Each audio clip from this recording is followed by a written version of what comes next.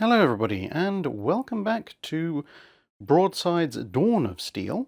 You saw Broadsides Empires of Steel being demonstrated in our Goeben versus Admiral Trowbridge battle, but today, by popular vote on the community post, we're doing the Hunt for the Red Kamchatcka to demonstrate the Dawn of Steel rules. So in this particular scenario, this is a slightly alt history Battle of Tsushima scenario. You can see here the good old Kamchatka is surrounded by what in this scenario are the survivors of the Battle of Tsushima. Obviously not the historic survivors of Tsushima, but it's a nice grab bag of different capability ships from the new range. Now they are in the middle of our game board. So we've got our special orders cards as normal, we've got our turning templates as normal, but what we have here are 3 squadrons of Japanese ships. Again, somewhat ahistorical, but I've thrown them together again from the available models because I think it'd be interesting to demonstrate a range of abilities. So we've got a kind of a cruiser squadron here, we've got a battleship squadron here, and we have some armoured cruisers with the infamous Japanese torpedo boats here.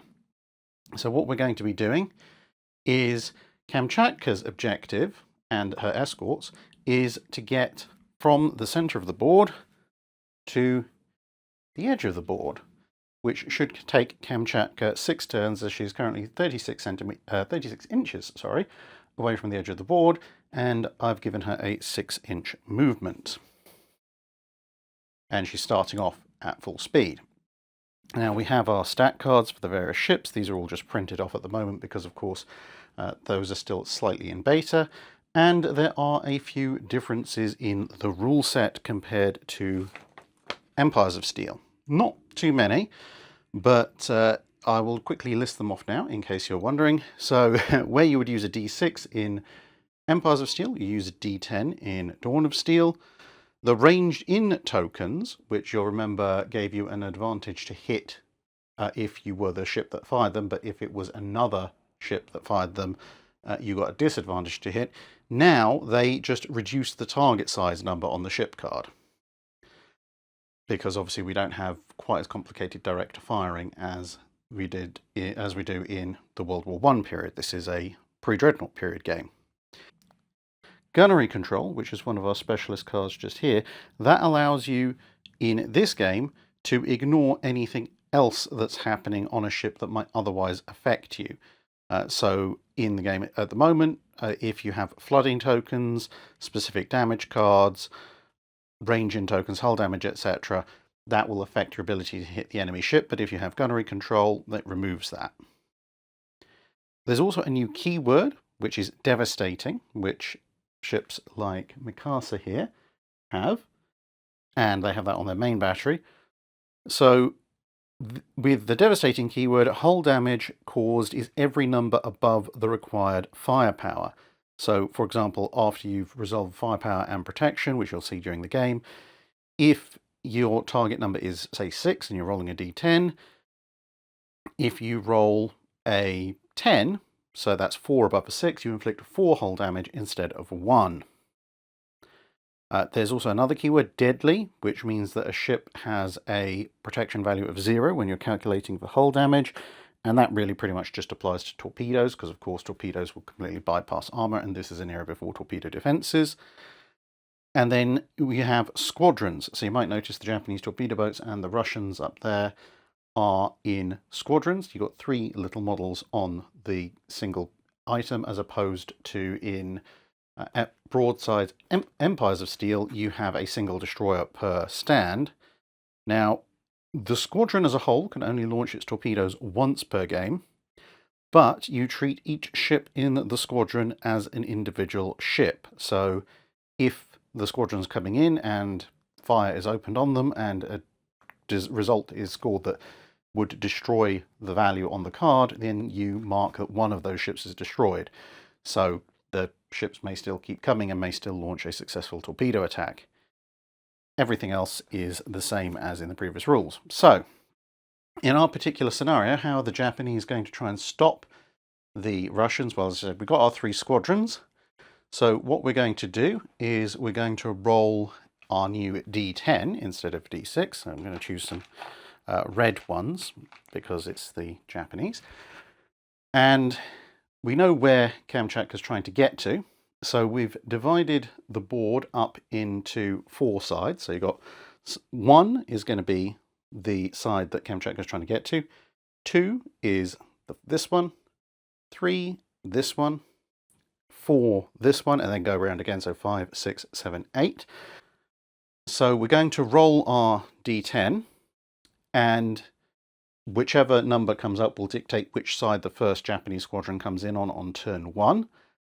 And if it rolls a 9 or a 10, then we'll re-roll, and that means 2 squadrons will come in on turn 1, because otherwise we're going to have 1 squadron come in on turn 1, and then the other 2, again randomly decided, will come in on turn 2, because this signifies essentially that the Russian squadron has fled from the Battle of Tsushima. These are the Japanese squadrons that are chasing them, and obviously turn 1, one of them's found them, their signal to everybody else, and then everybody else turns up on turn 2, unless they get really lucky, as I said, with a 9 or a 10, then either 2 or all 3 might show up. So let's find out first which side is the first Japanese squadron coming in on. It is 2. So that means it's coming in on the port side of the Russian formation. And let's find out which squadron is going to actually be the one coming on. Again, we're going to use D10 because we have D10. So it'd be 1, 2, 3, and then again 4, 5, 6, 7, 8, 9, and 10 will be a reroll. 9, so that will be this squadron. So we're going to have Japanese torpedo boats along with the Kurama and Ibuki coming in first turn, and then on the second turn the battle squadron and the cruiser squadron will come in, but we don't know where they'll be coming in just yet. So let's get set up. Now, in the previous game, when we played with Goeben against Trowbridge, it was fairly easy because there was just one Goeben on the field, so the Germans just had one activation turn. However, in the game, you are supposed to activate ships alternately. Now, of course, the Japanese are going to have the initiative here, so they're going to be moving first. So we're going to start off with the Kurama here, which is going to move 7 inches. And then it's going to make a turn of 30 degrees, which is what it can do as an armoured cruiser. Okay, so Kurama has moved and turned. So we're now going to check range. So the range is from centre to centre, about 13.5 inches. So we check against her stats, and she's got a 15-inch range band, so she is in the first range band. So we check against that, and at close range, which is 0 to 15 inches, there is a -2 modifier to hit. So look at Ascalt, and Ascalt's target size is a 4 up, so -2, so we only need a 2 up to hit. And because she's broadside on with those 12-inch guns, she gets 4 dice.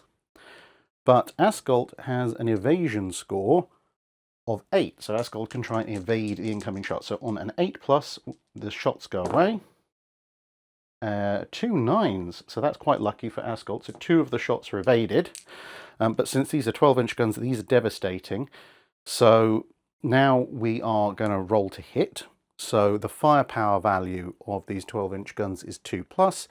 Ascalt has 0 protection, so there's no modifier, so it's hitting on 2. But a roll of a 2 will do a point of damage. Anything more than a 2 does additional damage based on how far above 2 it is. So 9 plus 3 is 12. Ascalt only has 10 health, so Ascalt is completely dead. So we're just going to put a sideways blast marker on her. It doesn't really matter. We don't need to put any more ranging tokens out because no one else is going to be shooting at her. But of course, because the game turn simulates the entirety of what's happening, all resolving at once, Ascalt will still get to do something later this turn before sinking at the end of it. So that's the Japanese shooting done, for the primary battery at least. So now we can look for the secondary battery. So what's the secondary battery going to shoot at? Well, we've shot at Ascot, so let's shoot at Imperator Alexander III, which is 16.5 inches away. So we've got our 4 8-inch guns there on the side. And if we check 8-inch guns, okay, so that is a range band of 10. So we're in the second range band with a firepower of 4 up. So in the second range band, which is 10 to 20 inches, there is no modifier for hitting, but we're going to be firing at the Imperator Alexander III. So let me just check.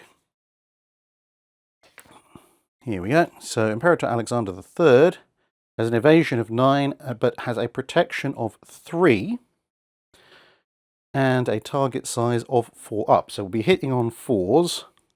No modification this time because she's a big target, but she's somewhat further away than is ideal for pre-dreadnought engagements. And we have a firepower of 4 up with a protection value of 3, so we're going to need 7s to hit, which is a little bit of a taller order on a D10. Well, 7s represent a hit that does damage.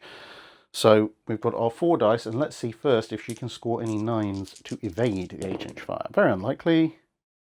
10, okay, so she evades 1, 1, 2, and 6, so that's fine. So 3 8-inch shells coming in, and we need 7s to damage. These aren't devastating, so they'll just do a point of damage. And we got 1 and a 3, no. But we got a 9, so that has done a point of damage to Imperator Alexander III. And it has also inflicted a damage card. So we're going. Imperator Alexander III has 20 hull points. So I'm going to use these orange dice, I think, to count damage. There's the 9 gone. There it is. So there we go. She has 19 health remaining. And we're going to draw a damage card for her. And the damage card is steering damage. When the ship moves, it must turn to port. It must turn completely the full degrees listed on its turn angle set. So her rudder has basically been jammed, which is a bit inconvenient for her. Obviously, this is not the size of the normal card. You can see this is the size of an actual game card, but these are the prototype cards. So when I printed them out, they came out really big. But there you go. So steering damaged on Imperator Alexander III. And then, well, there aren't any other guns for me to fire that are going to do anything of any real import.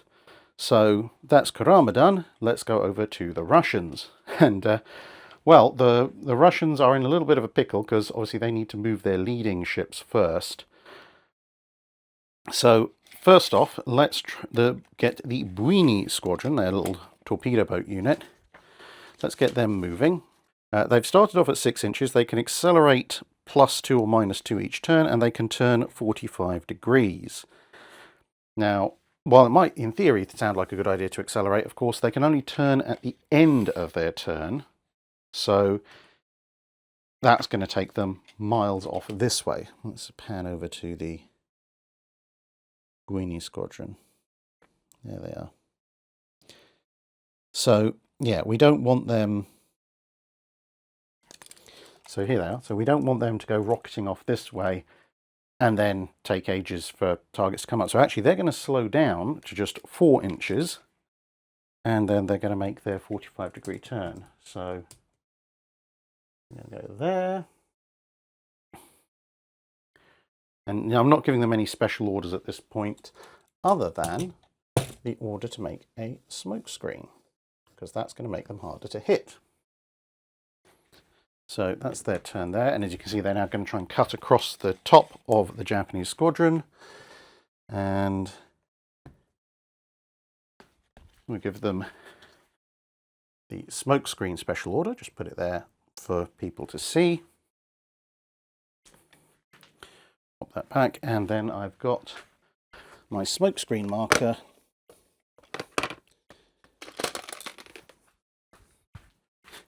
so we know they are currently obscured and they're going to be harder to hit. Right, so over to the Japanese again. So Ibuki here is going to slow down, and she can only slow down by 1, but that's going to mean a 5-inch move, so she's going to move here. Let's pan over to Ibuki. There we go. And the reason I'm not turning her is because, of course, these big armoured cruisers do have torpedoes, so while Kurama was kind of a testing run, if you like, Ibuki's going to try and get a little bit closer to engage with torpedoes as the game goes on. So, what can she engage? Well, there's no point in engaging Ascult. She is broadside onto Imperator Alexander, and she actually does have gun batteries capable of hurting her, so it only makes sense to try that. So we've got our 4 12-inch guns again, firepower 2. We already know Imperator Alexander has an evasion score of 9, so we're going to roll our 4d10. 6, 4, 5, and 0, so that's a 10. So again, Imperator Alexander invades one of the shots, but unlike the 8-inch guns that were coming in earlier, these 12-inch guns are considerably more dangerous. So, let's check our firepower values. So we have a firepower of 2+. Let's check our range bands because we might be a bit further away. We are actually just about within 15, so we're going to maintain our -2 modifier to hit. We have a target size of 4 up, so we're hitting on 2s. 9, 9, and 6. That would be really good for damage, but oh well, at least all 6 dice have hit. And now we have our firepower of 2+, and we compare that with protection of 3, so that gives us a total modified value in order to do damage of 5. So damaging on 5s, and this time again we have devastating, so additional damage going through for any score above 5. 4 does nothing, and 8 and 8. So we have 2 that go through and each do 3 points of damage, so that's another 6 points of damage off of Imperator Alexander there, so that's 9 and 3, so she only has 13 points of damage remaining. And another damage card. Clear the decks. Unless this ship is in a damage control order, you must repair all clear the decks cards before choosing to repair any other damage cards on this ship. So that goes on top of her steering damaged. And so we've also obviously got the 8-inch batteries. So again, 4 dice evasion for Imperator Alexander. Again, manages to evade 1 dice. She's consistently evading 1 dice. Now, those secondary batteries, again, we have a target size of 4 up, but we are now in the second range band, so no modification, so 4 ups to hit instead of 2s. 4, 6, and 10, so all 3 hit. And then, of course, they have a firepower of 4 with a protection value of 3, so 7s to do damage. 2 and 3 do nothing. 8 does 1 damage because, of course, they're not devastating, so hull goes down to 12. And we draw another damage card. This one is Heavy Casualties. The ship's discipline stat is increased by 1. This card cannot be repaired. So that's not doing particularly well for poor old Imperator Alexander. But that's the end of Japanese turn 2. So let's see what they're going to do next. Well, the Russian's going to do next, more specifically. So, Ascult is going to... Let's see, what can she do? I do want her to advance, but she's obviously going to die at the end of this turn. So whatever she can do needs to be done this turn. So her primary battery has a firepower of 5 up. Her secondary and tertiaries have a firepower of 10 and 11. So they're not going to do really anything to an armoured cruiser that has a positive protection value. So she started out with a movement of 6. The closest she can get, she does have torpedoes, but the torpedoes need to be within 8 inches. She can't... Well, she could maybe get, if she can turn there. So yeah, so she's going to decrease her speed by 1. So she's going to move 5 inches.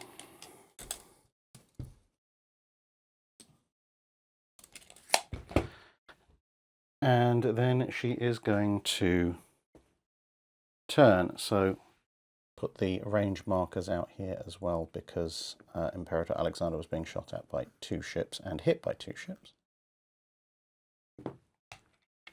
So now Ascot can turn up to 45 degrees.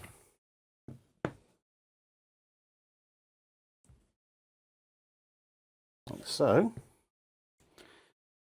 And as you can see from the broadside line, she still kind of just about has a bearing on Kurama there. Is that going to bring her? No, she's not quite within 8 inches, so she's not going to be able to launch her torpedoes, which is a little bit sad for her, but she can still get her 10-gun primary broadside off, so that has a range band of 8, so we know that she's in the secondary range band, therefore no modifier to hit. So if she's firing at Kurama, Kurama has a target size of 4 up, and has an evasion value of 8 up, 8 plus. So 1, 2, 3, 4, 2, 4, 6, 8, 10.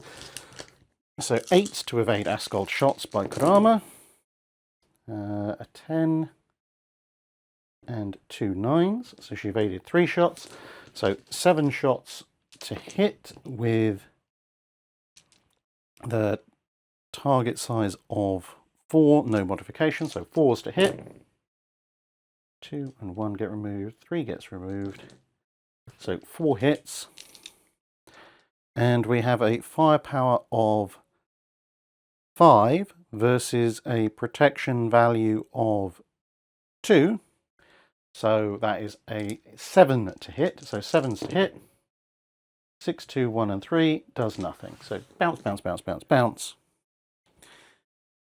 just get a single splash there, and that's all Ascot can do, unfortunately, because although she does have these other guns, they're just not going to do anything to Kurama. So the Russians have moved twice, the Japanese moved twice. Now we're over to the Harusame squadrons. So they were starting off moving at 6 inches, but they can move up to 9 with a rapid acceleration of +3. And they are also going to lay smoke screens. So the first Harusame squadron is just motoring off there. There it is, Japanese torpedo boat squadron.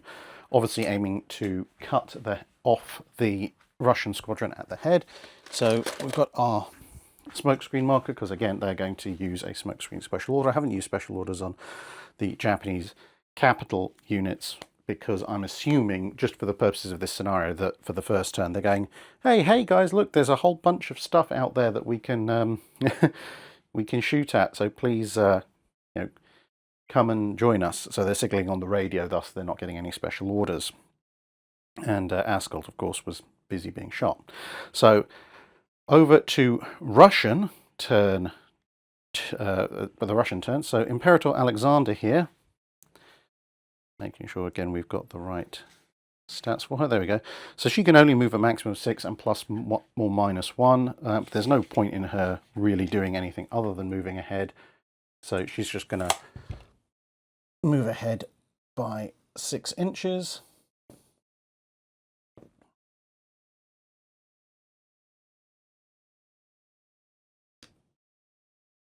And now this is the point where I realise I should have accounted for these range markers when Ibuki was shooting at her, but oh well, such is life.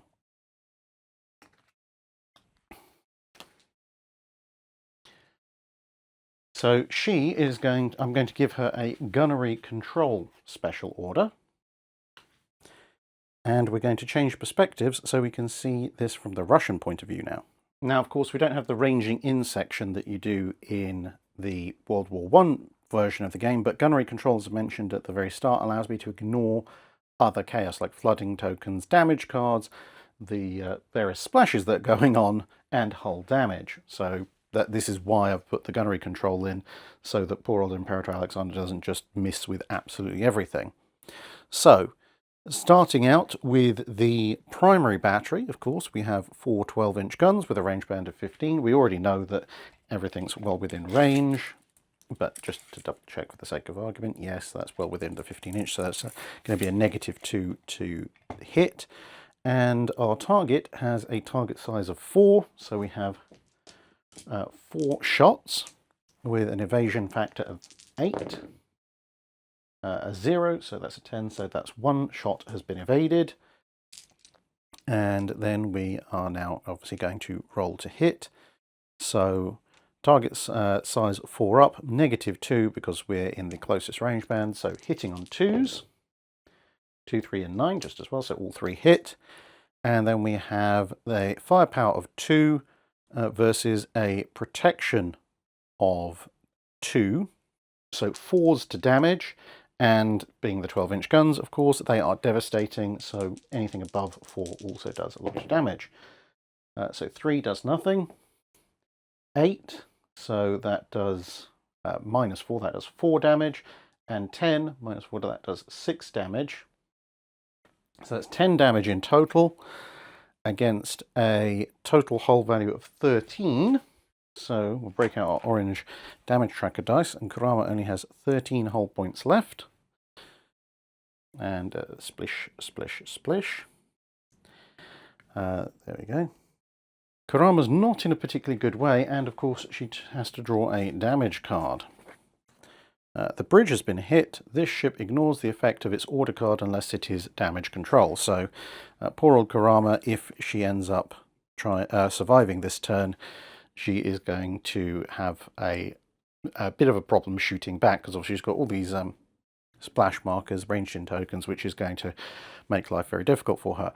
And yeah, this is why pre-dreadnoughts and armoured cruisers didn't tend to try and fight it out at absolute point-blank range, but that's where the scenarios dumped them, so such is life for them.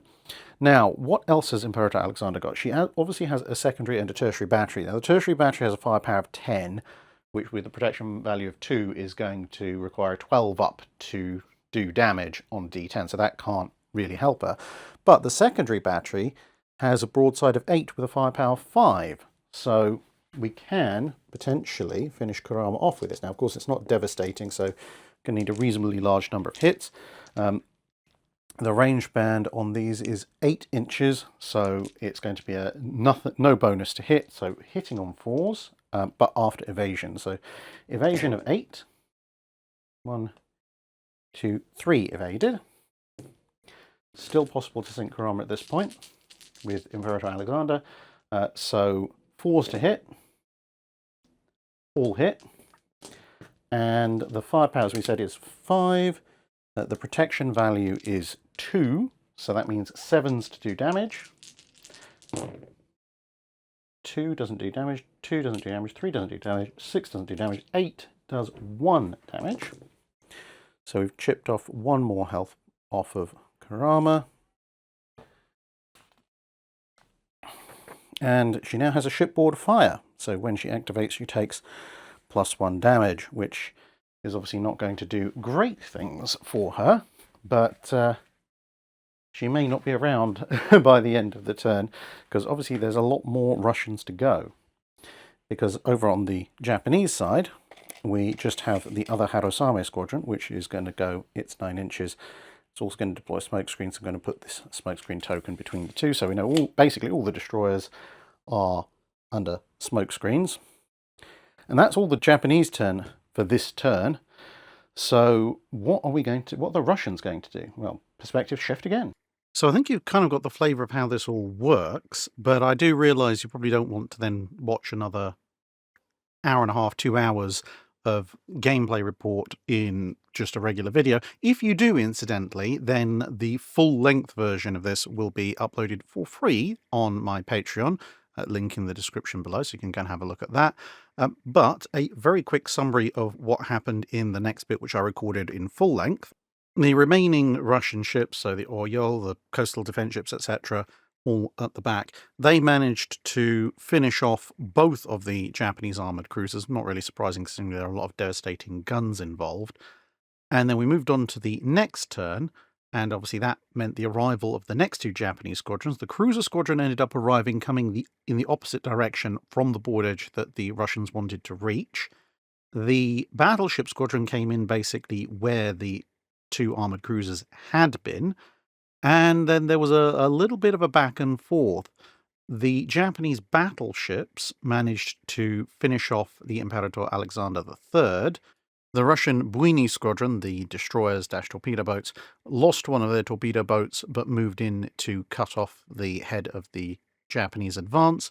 The Japanese torpedo boats moved ahead as well, having lost a number of their ships. One squadron lost two of their torpedo boats, the other one took some damage from one of them. And the Shikishima took a bit of a plastering as well in return, thanks to Russian fire. And it was at that point that I then started recording turn summaries, so we'll revert just to the turn summaries so you can see how the rest of the scenario played out. As I said, if you want to see essentially what I just described, but in full gameplay detail, then link below in the video description. So we're going to move on to summaries now, because otherwise the video is going to last as long as the game, which is going to be all day. So Aurora opened fire with her primary batteries. The Harusame squadron here evaded them all. Aurora then opened fire with her secondary batteries. The Harusame squadron evaded almost all of them, but she managed to land 3 hits, which is enough to finish off the last of the Harusames. So at the end of this turn, this Harusame squadron is going away, so it's got to do something pretty darn soon. And speaking of doing something, the Harusame squadron advanced, dropped its 2 torpedoes from its broadside at Aurora. Aurora managed to evade one, but the other one hit, and thanks to the devastating yield, it did 13 damage against a value of 9.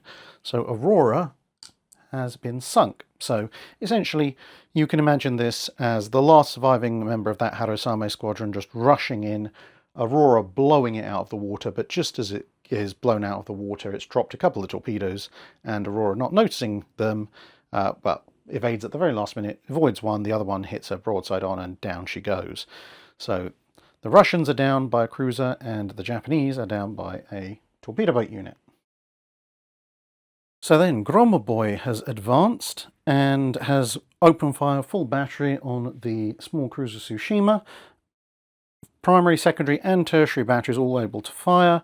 There was some accuracy reduction because obviously firing past the Harusame squadron, which is going to sink at the end of the turn. But as you can see, that's reduced the Tsushima's hull down to 4 from her original value of 8. And the ship's speed is dropped by 1, assuming that she survives this turn. Japanese activation, Asahi, seen here on the left, opened fire at Sisoi Veliki, but between some pretty good evasion rolls by Sisoi Veliki and some utterly appalling gunnery by Asahi, failed to do anything at all. Completely missed with a main battery and then failed to do any damage with the secondaries. So I guess it's over to the Russians. Orioles pretty much returned the favour, advancing up, firing at Shikishima in an attempt to do even more damage. Unfortunately, again, through a combination of misses and failing to do much of anything, Oriole has effectively done nothing to Shikishima, although she has managed to damage one of Shikishima's main battery turrets. So that's something at least. Japanese. And last of the Japanese battleships, Fuji, has advanced up and broken the run of the last 2 sets of shooting being absolutely terrible. Not brilliant shooting. Sisoi Veliki managing to dodge and weave like an absolute madman, but taking a number of heavy hits, Sisoi Veliki down to 6 hull points. Sisoi Veliki, meanwhile, advances and tries to put more damage on Shikishima, concentrating, of course, on the more damaged Japanese battleship, but fails to do anything. Then Izumo storms forth, and although a relatively lackluster amount of gunnery at Gromoboy only took her down by 3 hull points, down to 12, Izumo then unleashed her torpedo battery, and the torpedo battery took Gromoboy down to just 2 with a single hit. One was evaded, but 1 torpedo hit, and that was enough to do massive damage. So poor old Gromoboy somewhat in trouble now. So grouping these 2 results together, Navarin and Admiral Nakamov both tried to take potshots at Shikishima. Navarin did nothing, and Nakamov managed to take off another hull point, but that's quite important because we have a 2 flooding token situation on Shikishima, and that's taken her hull points down to 2. So if she doesn't repair either at least one of the flooding tokens at the end of the turn, Shikishima is going to sink anyway. And that's what all the Russian activation's done. It's just what the Japanese cruisers up top are going to be doing now. So because there's literally just these actions left to do, all the three Japanese cruisers have advanced. Asama opened up full broadsides on Gromoboy, managed to take off her final point of health, so Gromoboy is gone. And that just leaves the two remaining Japanese ships with a little bit of forward firepower, which they can use now. And with nothing else left to do, Tokiwa and Nitaka, both advancing, shooting their forward guns at Oryol, didn't do a huge amount of anything other than inflicting a clear the decks damage card, which, well, there aren't any other damage cards. So that brings us almost to the end of the turn. But there are a few things we need to resolve first. The Buini Squadron is obviously still around, but as you can see, there's a flooding token over here on Izumo. So we have to try and fix that, otherwise she's going to take damage. She has a discipline value of 10 on 2d6, so 7. She fails, so the flooding remains, and Izumo goes down to 5 hull points. And coming back over here, of course, Shikishima, there's a whole raft of things wrong with it, but the main thing is that flooding token.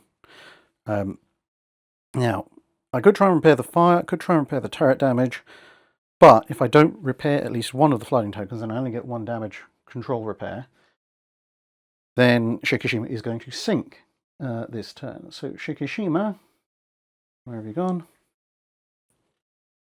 Has a discipline value of 11. And she scores a 16, so the flooding tokens go down by 1.